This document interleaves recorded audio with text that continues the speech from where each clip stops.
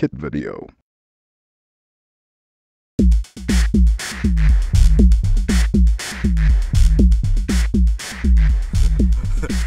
Κυρίες και κύριοι, γεια σας. Βρισκόμαστε στα Βερβόλια, εδώ μαζί με τον Αντώνη Αθημιάδη, ένα από τους kitesurfers που κατακλείζουν εδώ το χωριό των Βερβολιών.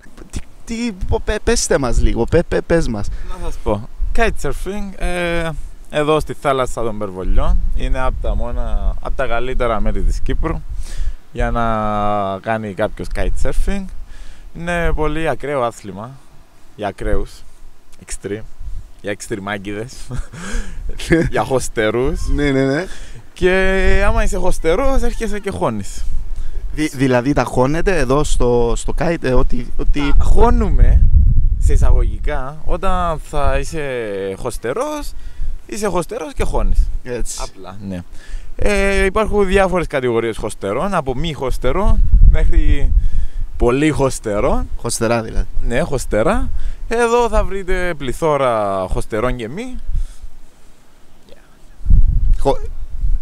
Ναι, και εντάξει, άμα θέλετε να μάθετε kitesurfing, να απευθυνθούν σε σένα, έτσι. Όπως... στο 99 KiteMe ή στο kitemed.com και θα βρείτε όλες τις σχετικές πληροφορίες που θα χρειαστείτε για να ξεκινήσετε αυτό το σπουδαίο άθλημα. Έτσι. Αντώνη, μας ερωτήσουμε πόσο καιρό, δηλαδή κάποιος που θα αρχίσει να κάνει ιστιός σανίδα, kitesurfing, πώς το λέμε στα ελληνικά, ναι. Πόσο καιρό θέλει να μάθει, να ασχοληθεί, να αρχίσει, να κάνει Θέλει μια σεζόν έτσι. Από μόνος του, χωρίς μαλαγίες. Θέλει μια σεζόν σοβαρά να πολεμά. Έτσι. Αλλά τα μαθήματα διαρκούν 3 μέρες.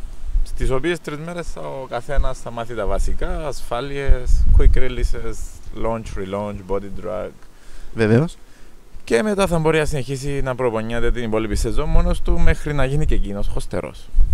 Έτσι, όπως βλέπετε ο Αντώνης μας τα είπε όλα σήμερα. Θέλω να σε ρωτήσω, βεβαίως, θα ήθελα να σε ρωτήσω ακόμη ένα πράγμα για τους φίλους τηλεθεατές που δεν ξέρουν τι θα κάνουν όταν δουν ένα kitesurfer. Δηλαδή, όταν συναντήσουν έναν άνθρωπο σαν εσένα, Αντώνη μου, τι θα του πούνε, ας πούμε. Μπορούν να του μιλήσουν? Ναι. Μπορούν να το ρωτήσουν από πού φυσάει ο αέρας, πόση ένταση έχει ο αέρας, αν είναι καλό το κύμα. Αυτά ξέρει ένας kitesurfer, δεν ξέρει τίποτε άλλο.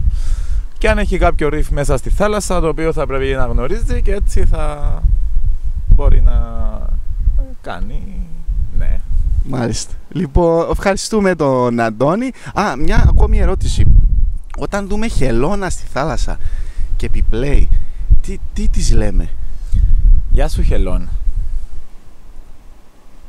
Γεια σου χελωνίτσα. Χελωνιτζάκι, γεια σου. Και η χελώνα κάποιες φορές θα τη συναντήσετε εδώ στα Βερβόλια και όχι μόνο μία, θα βρείτε και μία και δύο, οι οποίες θα βρισκόνται σε συνουσία, ειδικά το καλοκαίρι. Συνουσία καταλάβατε, μία πάνω από την άλλη, overhopping, και συμβαίνουν τα διάφορα. Θα κάνουν χελωνάκια. Μάλιστα. Λοιπόν, σε ευχαριστούμε, Αντώνη μου, να είσαι καλά. Και θα σας δούμε και εσάς, χωστερούς μέσα. Ευχαριστούμε, χωστερά, για το KTY.